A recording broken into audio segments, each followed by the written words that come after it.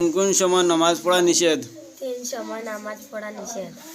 1 নম্বর সূর্য উদয়ের সময়, 2 নম্বর দীপহরণের সময়, 3 নম্বর সূর্যাস্ত সময়।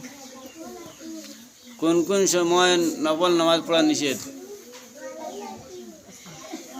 ঈদের দিন ঈদের নামাজ পড়ার আগ পর্যন্ত ফরজের ওয়াক্ত আরম্ভ হওয়ার পর হইতে সূর্য উদয়ের 24 মিনিট পর পর্যন্ত এবং আসরের ফরজ নামাজ পড়ার পর হইতে সূর্য অস্ত হওয়ার পর পর্যন্ত নফল নামাজ পড়া মকরুহ। জামাতে নামাজ পড়া কি? জামাতের নামাজ পড়া সুন্নতে মুকাদ্দা, 1 রাকাতের পরিবর্তে 27 রাকাতের সওয়াব পাওয়া যায়। নামাজ 6টি অঙ্গ দ্বারা সিজদা করিতে হয়। 1 নম্বর 2 হাত, 2 নম্বর 2 হাঁটু, 3 নম্বর 2 পায়ের আঙ্গুলের অগ্রভাগ, 4 নম্বর নাক ও কপাল দ্বারা।